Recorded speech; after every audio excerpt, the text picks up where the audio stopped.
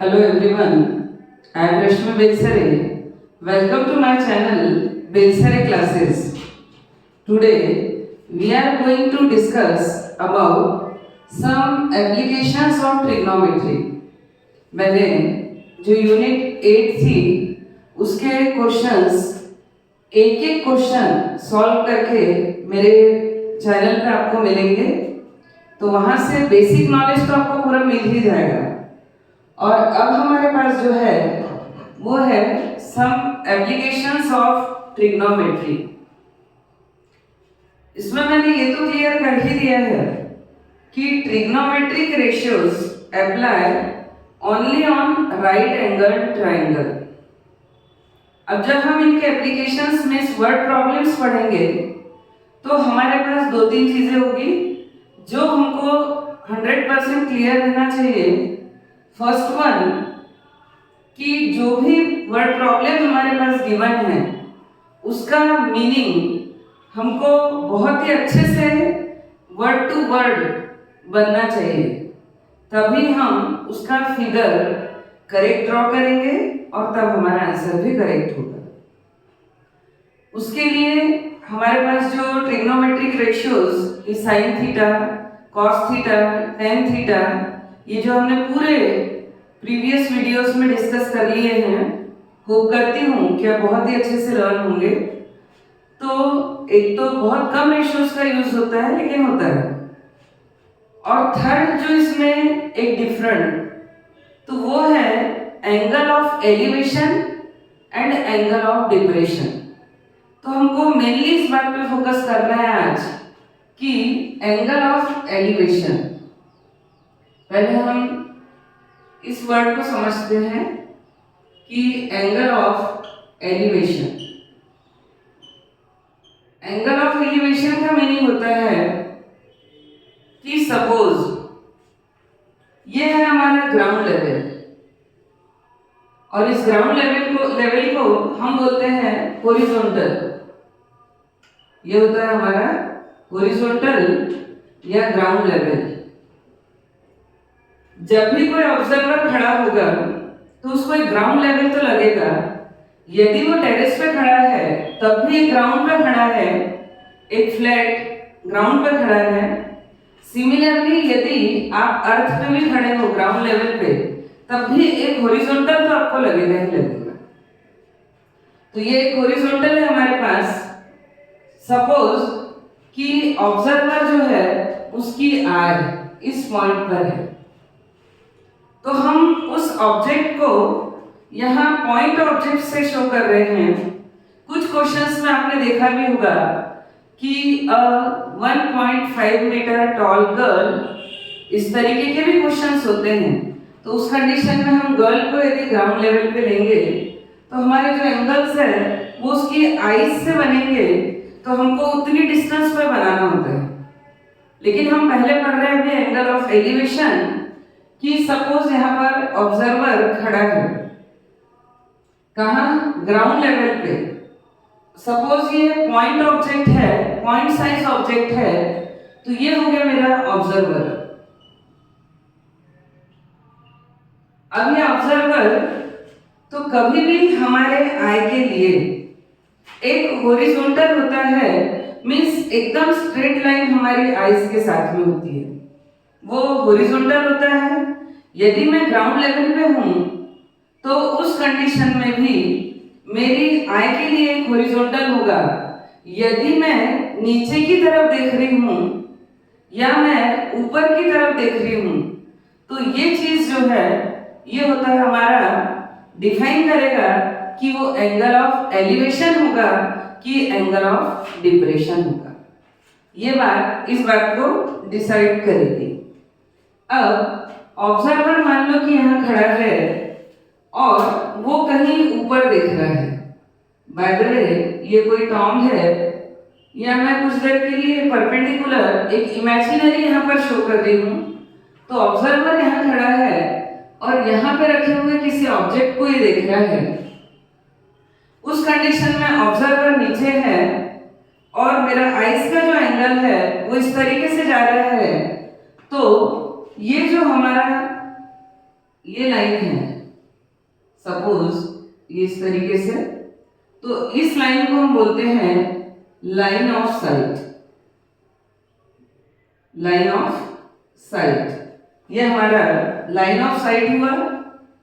और अब ये ग्राउंड लेवल मतलब हॉरिजॉन्टल और ये लाइन ऑफ साइट, इन दोनों के बीच में जो एंगल बन रहा है, ये जो एंगल है, ये होता है हमारा angle of elevation. Angle of elevation, क्योंकि ऑब्जर्वर नीचे खड़ा है और ऑब्जेक्ट को वो ऊपर की तरफ देख रहा है, तो उसका जो एंगल है आई का, वो इस तरीके से बन रहा है। तो इस एंगल को हम बोलते हैं एंगल ऑफ एलिवेशन। और इस लाइन को हम जब ड्रॉ कर लेते हैं तो एट लास्ट हम इसको कन्वर्ट करते हैं राइट एंगल ट्रायंगल। अब ये जो एंगल आपको दिख रहा है, ये एक्यूट एंगल है, क्योंकि यदि ये 90 है तो ये both the angles will be क्या acute angles less than 90 degree. तो हमने कुछ ट्रिग्नोमेट्रिक रेशियोज जो 9th और 10th के लिए, मेनली 10th के लिए ट्रिग्नोमेट्री है, तो 0 degree, 30 degree, 45 degree, 60 degree, 90 degree, इन एंगल्स के लिए स्टडी किया है। और कुछ ऑड वन यदि आते हैं तो पेपर में उसकी वैल्यू आपके पास आएगी। तो ये था हमारा लाइन ऑफ साइट, और ये जो एंगल है, इस एंगल को हम कहेंगे angle of elevation. Angle of elevation. तो इस तरीके से एंगल ऑफ एलिवेशन जो है वो कभी भी कहाँ बनेगा, ये ग्राउंड लेवल पे बनता है जनरली। मीन्स ग्राउंड लेवल वाला हॉरिजॉन्टल और लाइन ऑफ साइट, इसके बीच का जो इंक्लिनेशन है वहां पर हमारा बनता है एंगल ऑफ एलिवेशन। तो ये एक एंगल ऑफ एलिवेशन के लिए हुआ। सेकेंड नंबर में हमारे पास में होता है angle of depression. Depression word में खुद डिप्रेशन लिखा हुआ है, और जब आदमी डिप्रेशन में जाता है तो नीचे जाता है। तो उस कंडीशन में सपोज ये हमारे पास ग्राउंड लेवल एक हॉरिजॉन्टल है। अब यदि सपोज कोई बिल्डिंग है, या बिल्डिंग की रूफ है, या टेरेस है, या कोई टावर है, और इस टावर से कोई ऑब्जर्वर यहां से यदि देख रहा है, यहां खड़ा होकर यदि ऑब्जर्वर नीचे की तरफ देख रहा है, तो इसका हॉरिजॉन्टल, उसकी आई वाला जो हॉरिजॉन्टल है वो क्या होगा? हॉरिजॉन्टल तो इसके लिए कभी भी स्ट्रेट लाइन ही होगी। और याद रखना कि ये जो हॉरिजॉन्टल होता है और ये ग्राउंड लेवल का जो हॉरिजॉन्टल होता है, ये कभी भी दोनों पैरेलल होते हैं, क्योंकि ये जो हॉरिजॉन्टल हम ड्रॉ करते हैं वो बिल्कुल स्ट्रेट लाइन होता है हमारे आईज से। लेकिन अब जो ऑब्जर्वर है वो यहां खड़ा है। अब ऑब्जर्वर उस रूफ से या बिल्डिंग से अब नीचे की किसी चीज को देख रहा है। क्या कर रहा है वो? कि वो नीचे on the ground, on the road, कोई यदि वहां पर ऑब्जेक्ट है, कोई कार है, या किसी और भी ऑब्जेक्ट को देख सकता है, तो उस कंडीशन में ये यहां से इस पॉइंट ऑब्जेक्ट को बाय द वे देख रहा है, तो इसके लिए ये होगी line of site. Line of site. अब ऑब्जर्वर हमारा ऊपर खड़ा था, उसके लिए हॉरिजॉन्टल तो ये बना, तो ये हॉरिजॉन्टल जब भी एंगल ऑफ डिप्रेशन वर्ड आएगा तो आपको इमेजिनरी एक हॉरिजॉन्टल यहां पर ड्रॉ करना ही पड़ेगा। तो अब एंगल ऑफ डिप्रेशन क्या हुआ? मैक्सिमम बच्चों को प्रॉब्लम होता है कि वो इसको एंगल ऑफ डिप्रेशन बोल देते हैं। तो ये तो हमारा परपेंडिकुलर है। अभी यदि हम इसको बेस ले ले तो ये हमारा परपेंडिकुलर है, तो हमको हॉरिजॉन्टल के साथ में ऑब्जर्वर की आई का जो एंगल है हमको तो वो शो करना है। तो ये हमारा हॉरिजॉन्टल है और ये ऑब्जर्वर की आई है, तो ये सपोज मैं थीटा से रिप्रेजेंट कर रही हूँ, तो उस कंडीशन में ये होगा हमारा एंगल ऑफ डिप्रेशन। तो इस एंगल ऑफ डिप्रेशन को हम कहाँ बनाते हैं रियल में? हवा में।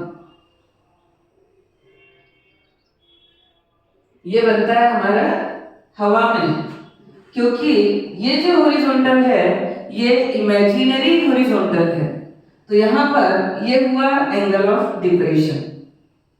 लेकिन जब हम कैलकुलेशन इसके इस टाइप के क्वेश्चंस की करते हैं तो जनरली आप देखते हो कि यदि मैंने यहाँ थीटा लिखा है तो मैं इसको भी यहाँ पर थीटा रिप्रेजेंट करके और जितना मेजरमेंट इस एंगल का होता है उसी मेजरमेंट का ये भी एंगल बना देते हैं। ऐसा क्यों? क्योंकि मैंने आपको बताया कि ये जो हॉरिजॉन्टल होता है ये हमारे ग्राउंड लेवल वाले हॉरिजॉन्टल के पैरेलल होता है। ड्रॉ ही हम पैरेलल करते हैं कि यदि हम ग्राउंड लेवल पे खड़े हैं और हमारा ये जो आई साइड है तो ये बिल्कुल स्ट्रेट यदि मैं ले रही हूँ तो ये ग्राउंड लेवल के पैरेलल होगा।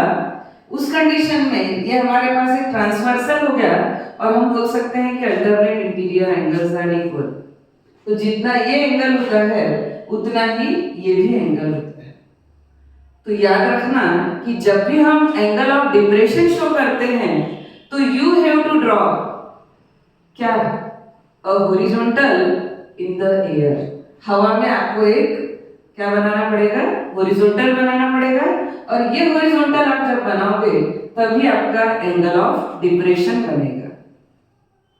अब जो भी वैल्यू फाइंड आउट करनी होगी, यदि परपेंडिकुलर बेस हमारे पास जो गिवन है और एक एंगल गिवन है तो हमारे जो ट्रिग्नोमेट्रिक रेशियोज है sine theta, cos theta, tan theta, cosec theta, sec theta and cot theta, इसमें से कोई भी एक ट्रिग्नोमेट्रिक रेशियो हमारा यूज होगा और हमारी वैल्यू बहुत ही इजीली आ जाएगी। सिर्फ और सिर्फ जो वर्ड प्रॉब्लम गिवन है उसका मीनिंग हमको अच्छे से क्लियर होना चाहिए। तो फर्स्ट क्वेश्चन है the top of two poles of heights 20 meter and 14 meter respectively are connected by a wire। हमको ये दोनों मतलब लाइंस के मीनिंग समझना ये बहुत ज्यादा इंपॉर्टेंट है। और सेकंड में आपको ये बता दूं कि आपको लाखों शॉर्ट ट्रिक्स आती होगी लेकिन 10th की एग्जाम यदि देना है तो आपको पूरा डिटेल में step by step he paper में सॉल्व करना होगा। आप ये नहीं सोच सकते कि ये लाइन इतने काम की नहीं है, मैं नहीं लिखता हूँ, ये वहां पर कुछ भी आपका कोई फंडा चलेगा नहीं। तो आपको जो भी आप मेंशन कर रहे हो, सपोज कर रहे हो, वो आपको अपने आंसर में लिखना होगा। The top of two poles, सबसे पहले तो दो पोल्स है और उनके टॉप से बात चल रही है कि the top of two poles, कि दो पोल्स है जिनके टॉप और उनकी हाइट्स कितनी है 20 मीटर एंड 14 मीटर, कि जिनकी हाइट 14 मीटर और 20 मीटर है, आर कनेक्टेड, वो दोनों कनेक्टेड है कैसे? बाय अ वायर, एक वायर से कनेक्ट है। If the wire makes an angle of 30 degree with the horizontal, कि यदि जो वायर है वो हॉरिजॉन्टल के साथ 30 डिग्री एंगल फॉर्म करता है तो find the Heights of the wire. तो वायर की हाइट क्या होगी हमको ये फाइंड आउट करना है।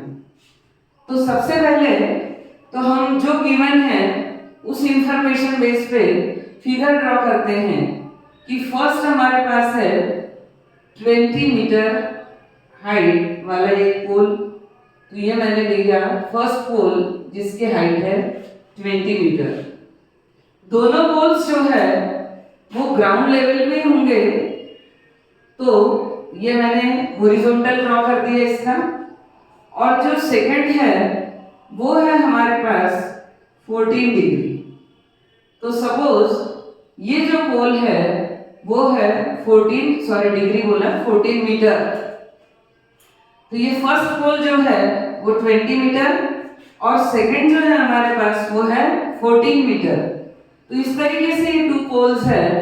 बाय द वे ये है ए बी पोल और ये सेकंड पोल को मैं सपोज कर रही हूँ सी डी। ये हुआ सेकंड पोल। अब बोला है द टॉप, मतलब ए एंड सी ये दोनों पोल्स के टॉप है। तो the top of 2 poles of heights 20 meter and 14 meter are connected by a wire। तो इन दोनों के टॉप को हमने कनेक्ट कर दिया कैसे? वायर से। तो ये A to C जो है वो वायर है, लेंथ ऑफ द वायर है। अब गिवन है कि if the wire makes an angle of 30 degree with the horizontal. अब ये जो वायर है ये हॉरिजॉन्टल के साथ 30 डिग्री एंगल फॉर्म करता है। तो ऐसी कंडीशन में कभी भी इस BD के पैरेलल हम यहाँ C से इस तरीके से एक हॉरिजॉन्टल ड्रॉ करेंगे और इस हॉरिजॉन्टल से हमारी बात होगी। क्यों? क्योंकि अब बाय द वे ये जो है दोनों की हाइट डिफरेंट है। तो यहाँ से यदि एंगल आप फॉर्म कर रहे हो और ये यदि इसको इस तरीके से ज्वाइन करते हो तो वो कभी भी राइट एंगल ट्रायंगल में कन्वर्ट होगा ही नहीं।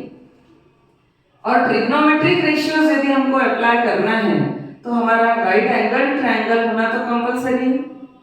अब ये मैंने एक हॉरिजॉन्टल ड्रॉ कर लिया। तो क्या गिवन है हमारे पास कि if the wire makes an angle of 30 degree, ये जो वायर है ये हॉरिजॉन्टल के साथ 30 डिग्री एंगल फॉर्म करता है। तो ये जो एंगल हुआ ये है 30 डिग्री। आ रहा है समझ में? तो ये हुआ हमारा 30 डिग्री। अब यदि मैं इस AB की बात करूं तो मेरा ये A to B ये टोटल जो है ये 20 मीटर है।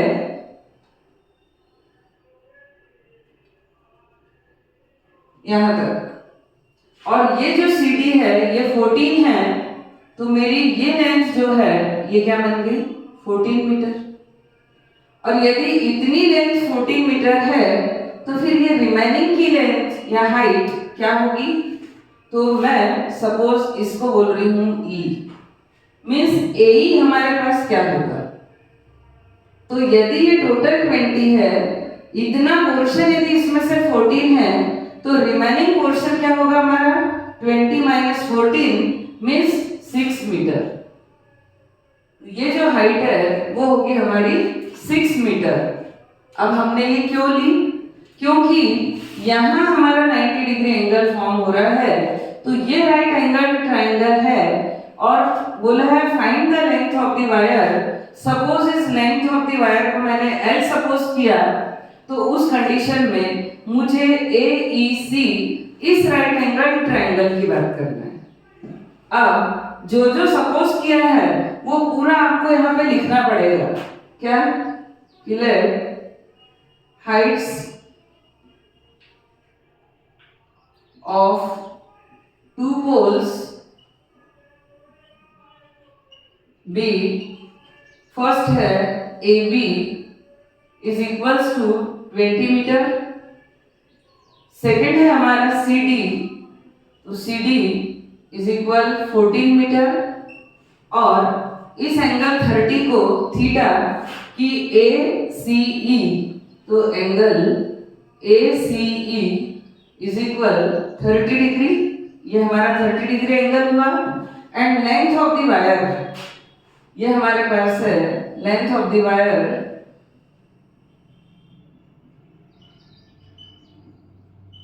Is equal L metre.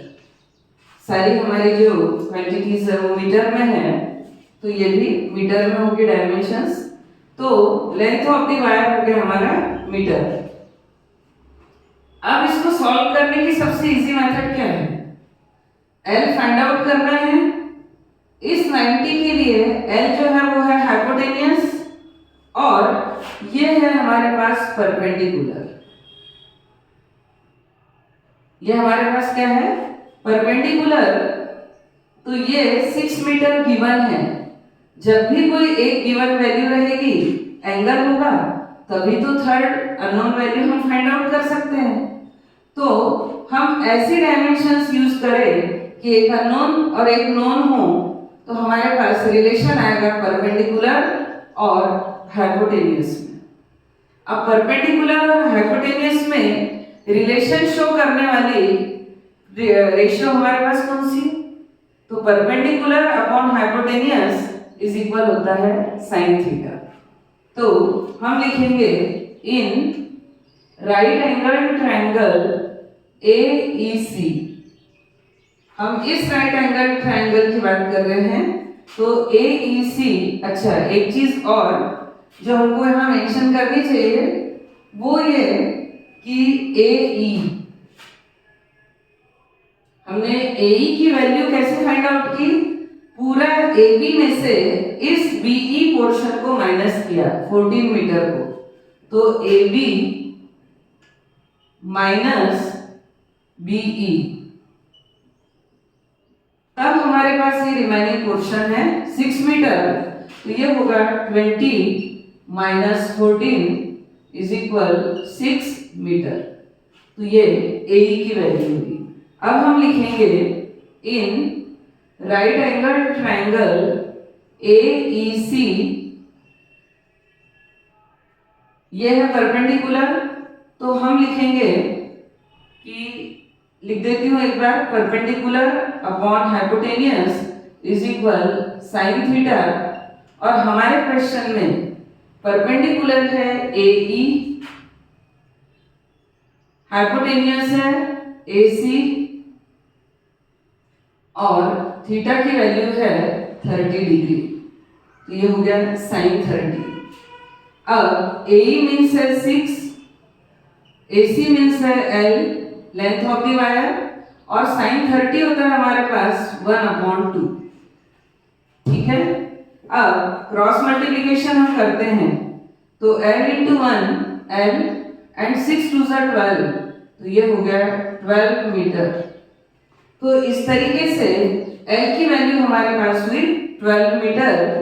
तो आंसर होगा कि length of the wire, length of the wire is equal 12 metre. यदि आप इस तरीके से क्वेश्चन को पूरा कंप्लीटली सॉल्व करते हो, तो बोर्ड्स में भी आपका कोई हाफ मार्क भी कट नहीं कर सकता, लेकिन वहां आपकी कोई शॉर्ट ट्रिक काम नहीं आएगी। तो इस क्वेश्चन को इसी तरीके से सॉल्व करना है। आगे समझ वो करती हूँ कि अच्छे से समझ आ गया करना है। तो फर्स्ट है हमारे पास कि द एंगल ऑफ एलिवेशन, कहां से, of the top of a building 150 metre high. कि सपोज हमारे पास एक 150 मीटर हाई बिल्डिंग है, means height of the building is 150 metre. अब बिल्डिंग डेफिनेटली ग्राउंड लेवल पे होगी, तो ये हमने ग्राउंड लेवल बना दिया horizontal. From a point on the ground, ground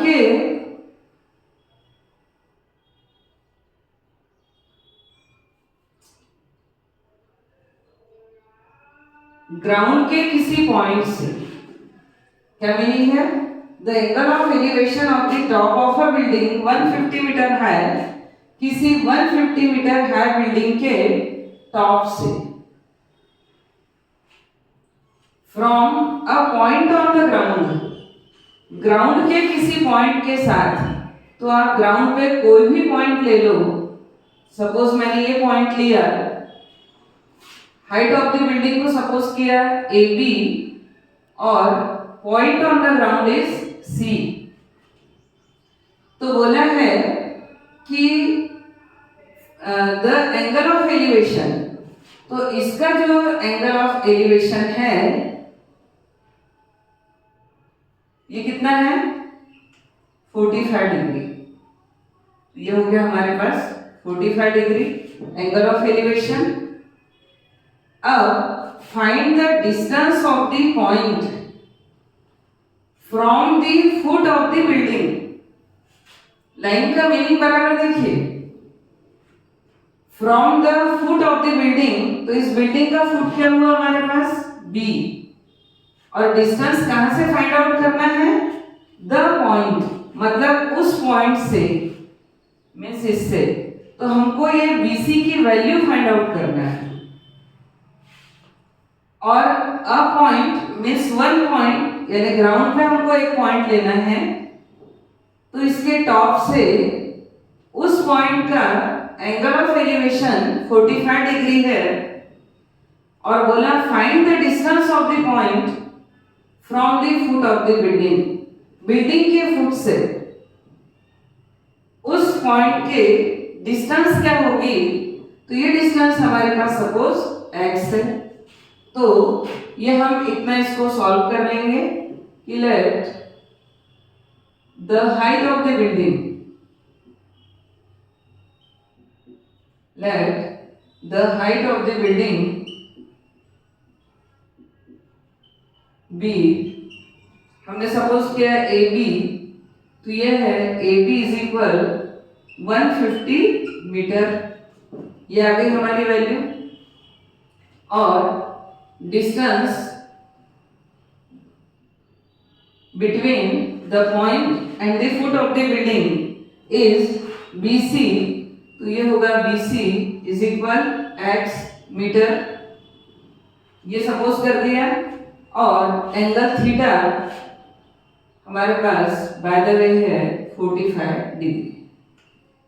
बस अब फाइंड आउट x करना है, ये गिवन है, ये 45 डिग्री के लिए ये हो गया बेस, ये होगा परपेंडिकुलर, हाइपोटेन्यूज का तो रोल ही नहीं है, तो perpendicular upon base is equal क्या होता है tan थीटा।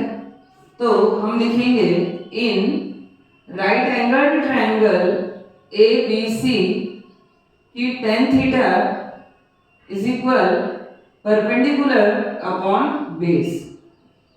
थीटा मीन्स हमारे क्वेश्चन में है 45 डिग्री, तो tan 45 इज इक्वल परपेंडिकुलर हुआ AB अपॉन बेस जो है वो है x या डिस्टेंस BC, तो हम BC की ही वैल्यू फाइंड आउट करना चाह रहे हैं।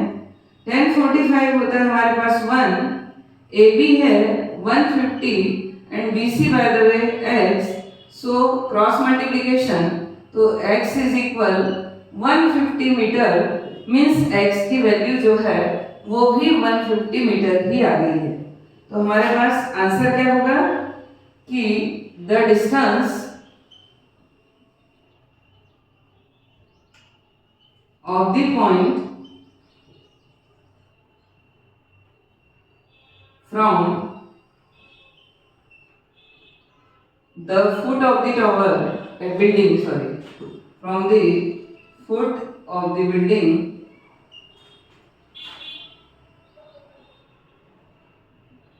is equals to 150 metre. अब आप सोचोगे कि मैम आप पूरा डिटेल में लिख रहे हैं, तो मैं बार बार बता रही हूँ कि एग्जाम में जब तक हम स्टेप बाय स्टेप नहीं लिखते हमको मार्क्स नहीं मिलेंगे, इसीलिए अभी तो हमको इसको स्टेप बाय स्टेप लिखना ही है।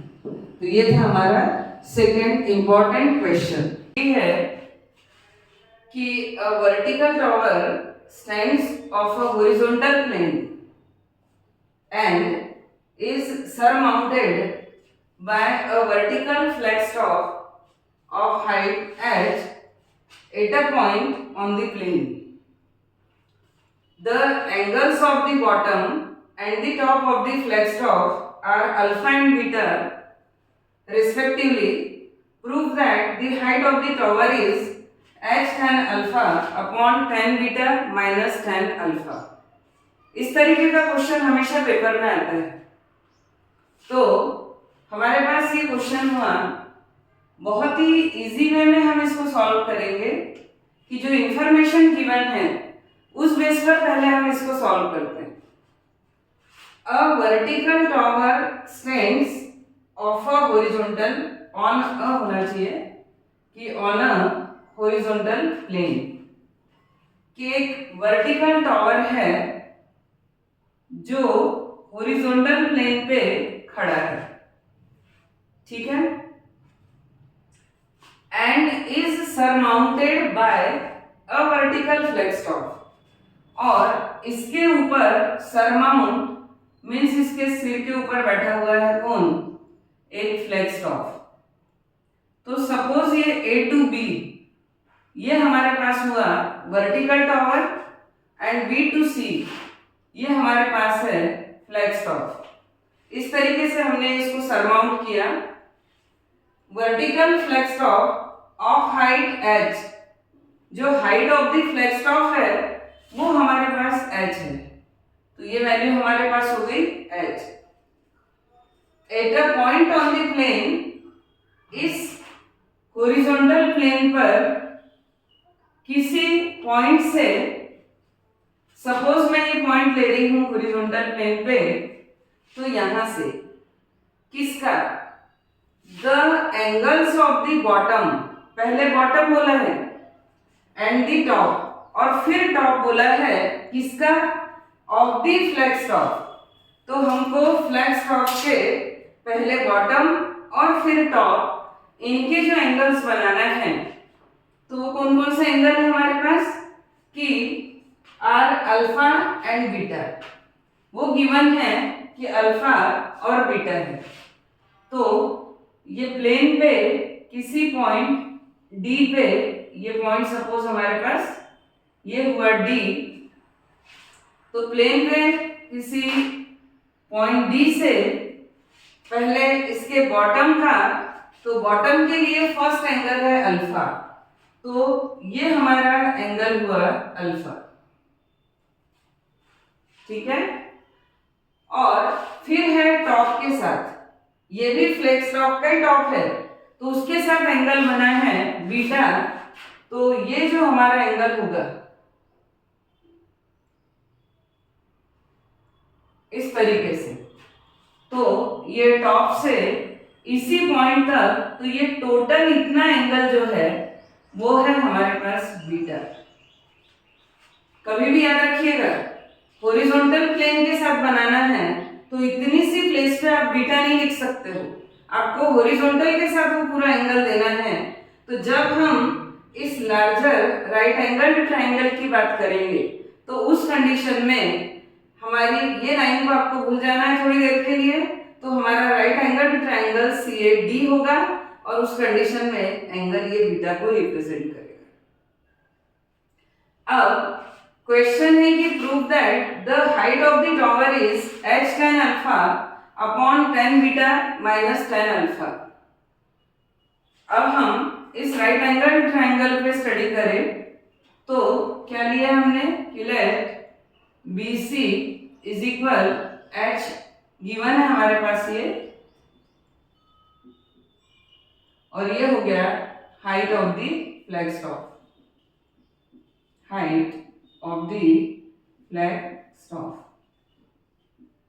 अब कभी भी प्रूव दैट वाले क्वेश्चंस में एक बात याद रखिए कि h tan alpha tan beta tan alpha कौन कौन सी टर्म्स यूज हुई है, और उन टर्म्स को दिमाग में रखते हुए सॉल्यूशन आपको करना है।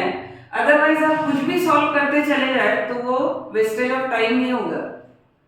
तो सबसे पहले हम स्टडी करते हैं कि ये पूरा जो हमारे पास राइट एंगल ट्राइंगल है, अब यहाँ इसको मैंने सपोज किया कि let A B is equal x, A B is equals to x. अब जो लार्जर राइट एंगल ट्राइंगल है, तो in right angle triangle CAD, ये हमारे पास लार्जर ट्राइंगल है, राइट एंगल ट्राइंगल। इसमें tan के लिए यदि हम बात करें, तो सबसे पहले देखो आप उतनी देर के लिए इस लाइन को भूल जाओ। यदि मैं क्या बात कर रही हूं, एंगल बीटा की बात कर रही हूं, तो ये मेरा लार्जर ट्राइंगल हुआ। तो इसमें मैं यूज करूंगी tan beta is equal perpendicular upon base.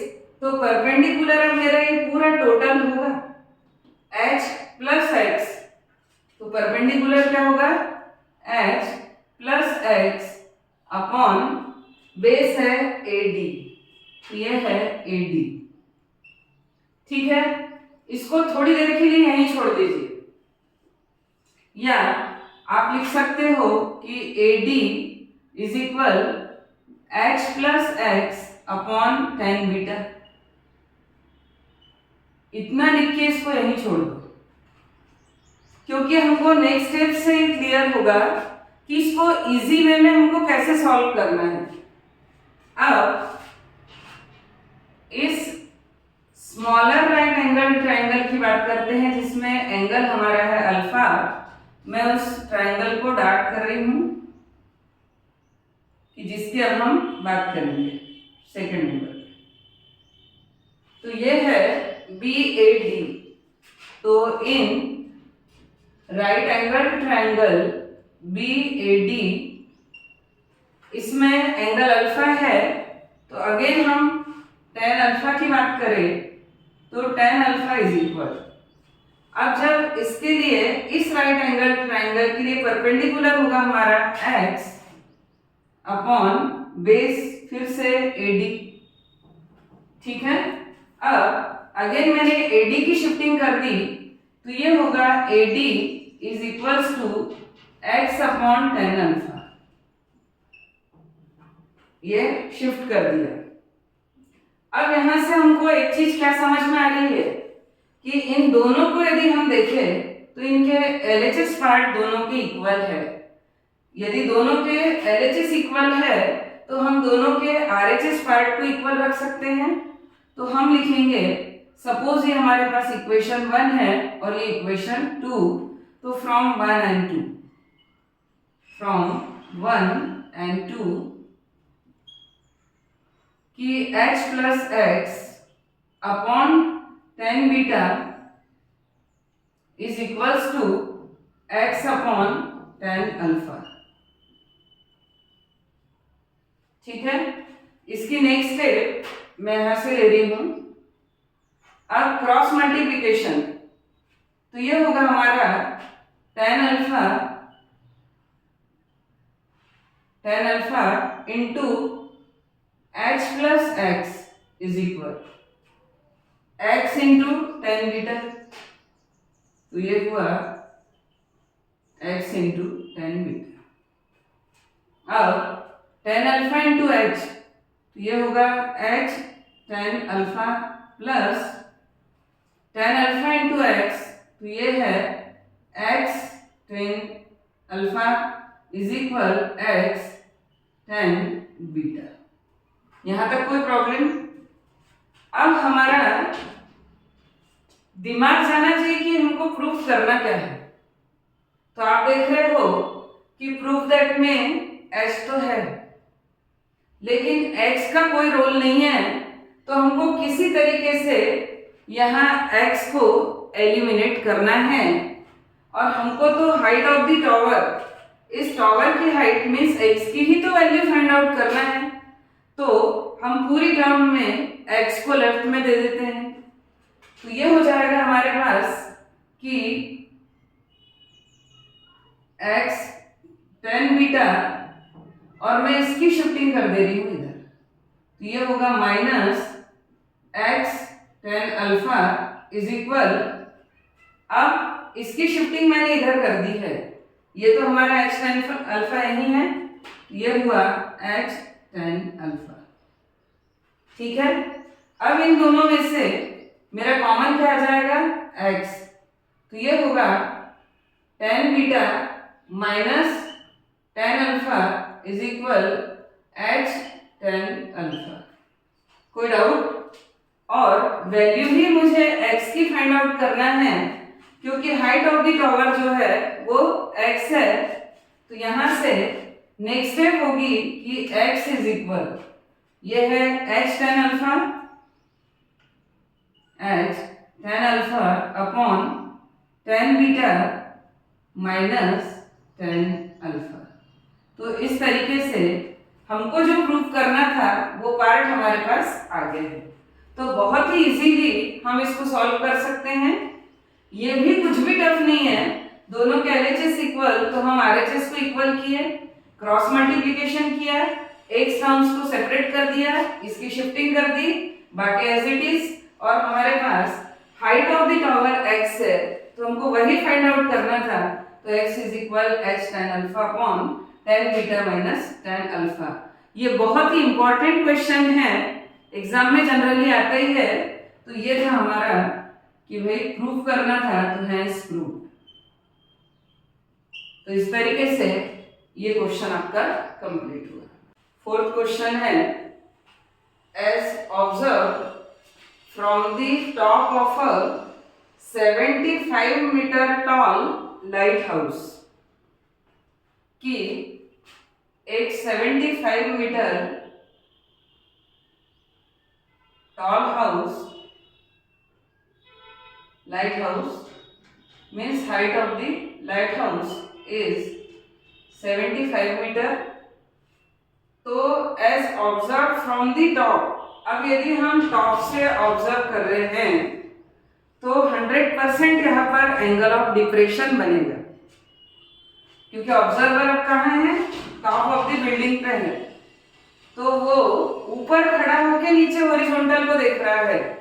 तो उस कंडीशन में हमारा एंगल ऑफ डिप्रेशन, और जब कभी भी एंगल ऑफ डिप्रेशन बनाना हो तो मैंने आपको बताया था कि हमारा जो इमेजिनरी हॉरिजॉन्टल बनेगा वो हवा में बनेगा। तो as observe from the top of a 75 metre tall lighthouse, the angles of depression, बराबर एंगल डिप्रेशन पूछा है, of two ships are 30 degree and 45 degree, कि दो शीप्स है जो एंगल ऑफ डिप्रेशन शो कर रही है, कितना, 30 and 45 degree. If one sheep is exactly behind the other on the same side of the light house, अब शिप्स जो है वो तो ग्राउंड लेवल पे ही होगी ना। तो सपोज हमारे पास ये टू शिप्स है और क्लियर कट है कि one ship is exactly behind the other, कि एक शिप दूसरी शिप के पीछे है। सपोज ये लाइट हाउस जो है वो हो गया हमारे पास ए बी, और शिप्स की पोजीशन ये सी, और ये है हमारे पास डी। तो ये फर्स्ट और ये सेकंड शिप। अब देखो क्या दिया है कि as observe from the top of a 75 metre tall lighthouse, the angles of depression of two ships, वहां से हमको एंगल ऑफ डिप्रेशन शो करना है। तो फर्स्ट एंगल है 30 डिग्री, तो मैं यहां से फर्स्ट एंगल ये 30 डिग्री शो कर रही हूं इस फर्स्ट शिप के लिए जो हमारी है सी। अब एंगल ऑफ डिप्रेशन के लिए यहां एक हॉरिजॉन्टल हमको ड्रॉ करना होता है, ठीक है। तो इस सी के लिए हमारे पास ये एंगल हुआ एंगल ऑफ डिप्रेशन 30 डिग्री, और एंगल ऑफ डिप्रेशन को आपको हवा में इमेजिनरी शो करना ही है। ये हो गया 30 degree. And second mode ship के साथ एंगल जो है वो है 45 डिग्री। तो इसी टॉप से इस सेकेंड शिप के लिए हमारे पास, तो ये जो एंगल बनेगा ये हॉरिजॉन्टल से है ना, ये बात मैं आपको बार बार बता रही हूँ। तो ये जो पूरा एंगल है यहां से यहां तक, ये पूरा हमारे पास 45 डिग्री, ठीक है। मैंने आपको स्टार्टिंग में जब एंगल ऑफ डिप्रेशन एक्सप्लेन किया तभी मैंने आपको बताया था कि ये हॉरिजॉन्टल और ये हॉरिजॉन्टल दोनों पैरेलल होते हैं। तो ये हमारा एंगल हो गया 30 डिग्री और ये पूरा एंगल 45, तो ये एंगल हमारा हुआ 45 डिग्री। और ये दो शिप्स है हमारे पास सी एंड डी पोजीशन पे। तो find the distance between the two ships means हमको इस डिस्टेंस को फाइंड आउट करना है सी टू डी। लेकिन यदि मैं ए डी सी को देखूं तो क्या ये राइट एंगल ट्रायंगल है? नहीं। तो उस कंडीशन में ये इतने पार्ट को तो मुझे लेना ही पड़ेगा। तो ये है y, इसको मैं y सपोज कर रही हूँ, बट हमको वैल्यू फाइंड आउट करना है x की। तो हमने जो सपोज किया कि let the height of the light house, height of the lighthouse कितना है? AB is equals to 75 metre. फिर एंगल ऑफ डिप्रेशन हमारे पास गिवन है और let C and D are the positions of two ships। ये दोनों शिप्स की पोजीशन सी और डी, एक शिप है हमारे सी पे और एक है डी पे। अब यहाँ राइट एंगल ट्रायंगल फॉर्म हो रहा है, तो इस तरीके से एक राइट एंगल ट्रायंगल होगा ABD और सेकंड होगा ABC। उस कंडीशन में बेस हमको पूरा लेना होगा BC, तो ये x प्लस वाई ये हमारा बेस होगा। तो फर्स्ट हम राइट एंगल ट्रायंगल ले रहे हैं, तो in right angle triangle ABD ये परपेंडिकुलर और ये है बेस और एंगल है 45 डिग्री। तो हमारे पास होगा कि परपेंडिकुलर 75 अपॉन बेस है y इज इक्वल tan 45, ये tan का फॉर्मूला। तो 75 upon y is equal tan 45 means 1 cross multiplication, तो y इज इक्वल हो गया 75। तो हमारे पास y की वैल्यू हुई 75 मीटर। अब हम दूसरे राइट एंगल ट्रायंगल पे चलते हैं। तो in second right angle triangle होगा ए बी एंड सी, तो ये है ABC।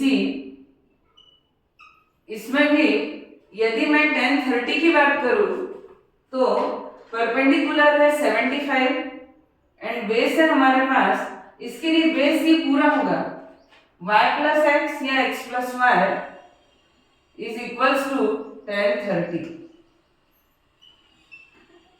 ये है 75 अपॉन x प्लस y की वैल्यू है 75, तो ये 75 इज इक्वल tan 30 मीन्स होता है 1 अपॉन √3। अब बाय क्रॉस मल्टीप्लिकेशन तो x plus 75 into 1 is equal x plus 75 और ये क्रॉस मल्टीप्लिकेशन तो 75 √3। So x is equal 75 √3 minus 75. So x is equal 75 is common, तो √3 minus 1 मीटर। तो ये x जो है CD means distance between two ships, ये हो गया 75 into √3 minus 1 मीटर। तो ये हमारा आंसर है कि the distance between two ships is equal कितना? x is equal 75 into √3 minus 1 metre. और कभी कभी क्वेश्चन में यदि डेसिमल में वैल्यू आती भी है तो √3 इज इक्वल होता है 1.732। यदि मैं इसकी प्लेस पे 1.732 सब्स्टिट्यूट करूं -1 तो हो जाएगा 0.732 और 75 इंटू 0.732 इसको हम मल्टीप्लाई करेंगे तो हमारी वैल्यू डेसिमल में आ जाएगी। अदरवाइज हम यहाँ तक भी इसको सॉल्व कर सकते हैं। तो मैंने इन 4 क्वेश्चंस में एलिवेशन और डिप्रेशन और साथ में जो unknown h tan alpha upon tan beta minus tan alpha, ये सभी क्वेश्चन यहाँ पर सॉल्व कर दिए हैं। और जो रिमेनिंग और भी इम्पोर्टेंट क्वेश्चंस है वो मेरे सेकंड वीडियो में होंगे, तो होप करती हूँ कि आप उस वीडियो को भी जरूर देखेंगे।